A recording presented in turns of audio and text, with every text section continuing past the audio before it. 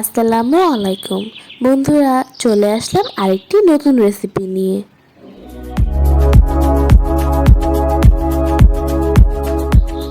Patties তৈরির জন্য প্রথমেই বলে দিয়ে দিচ্ছি 2 কাপ আটা, স্বাদমতো লবণ এবং কিছুটা তেল দিয়ে ঢেকে সুন্দর করে মাখিয়ে নিব। তারপর দিয়ে দেব 1 চামচ ইস্ট। এবার কিছুটা পানির সাহায্যে মাখাতে থাকবো। ডোটি হয়ে গেছে, এখন এটাকে রেস্টে রেখে দিব। এবার প্যানে কিছুটা তেল দিয়ে এর ভিতর পেঁয়াজ দিব, চিকেন দিব, দিয়ে ভেজিটেবলস অ্যাড করব। আর দিয়ে দিচ্ছি সব ধরনের মশলা।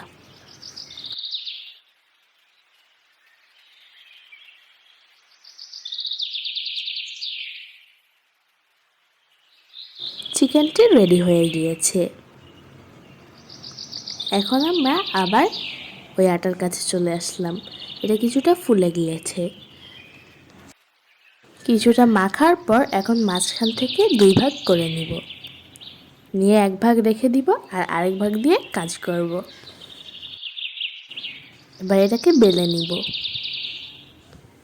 বেলে নেওয়ার পর আমি ডিপ ফ্রিজে তেল আর কর্নফ্লাওয়ার একসাথে মিক্সড করে রেখেছিলাম, সেটা এর উপর দিয়ে এটাকেও সুন্দর করে মেখে নিব।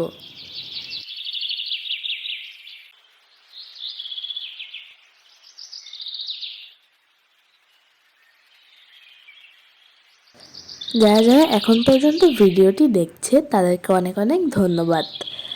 আর যারা সাবস্ক্রাইব করে আছে তাদেরকে আরও বেশি ধন্যবাদ। আর যারা করেনি তাদেরকে বলে দিচ্ছি, এরকম ইউনিক রেসিপি পেতে হাঙ্গাই মিয়াও চ্যানেলকে সাবস্ক্রাইব করে রাখো।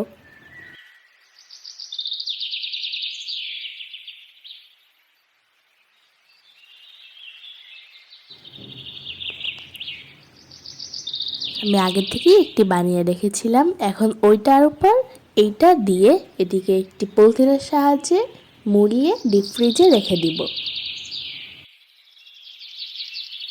এখন এটা নিয়ে এসেছি, এখন এটাকে আবার কিছুটা বেলে নিব, দিয়ে এটিকে 4 কোণা শেপে কেটে নিব।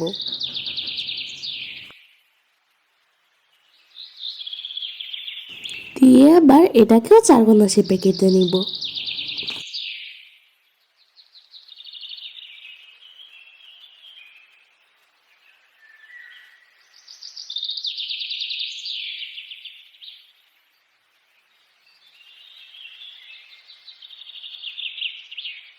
এবার এর ভিতর যে চিকেনটা রান্না করে রেখেছিলাম সেটা দিয়ে দিব।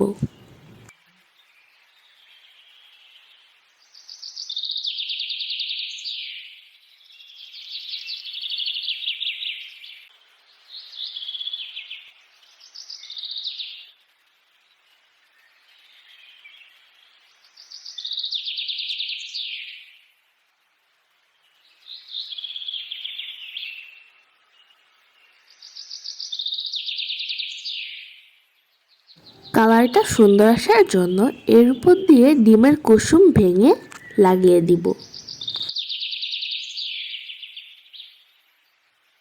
আর এগুলোকে আমি চুলায় বেক করব। চুলায় বসিয়ে দিলাম, দিয়ে ঢাকনাটা আটকে দিব।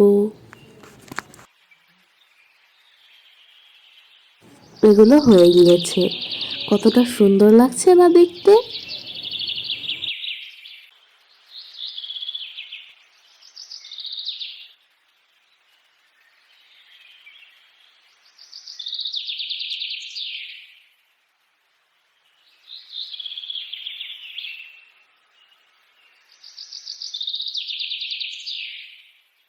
আমি একটু প্লেটে পরিবেশন করে দেখাচ্ছি, দেখো অনেক বেশি সুন্দর হয়েছে।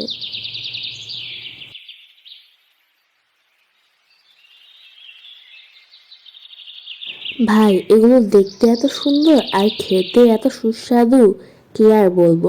তোমার একবার বানিয়ে খেলে বারবার খেতে মন চাইবে।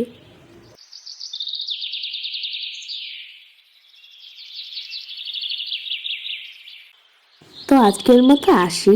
এরকম ইউনিক রেসিপি পেতে হাঙ্গি মিয়াও চ্যানেলকে অবশ্যই সাবস্ক্রাইব করে রাখো। আসসালামু আলাইকুম।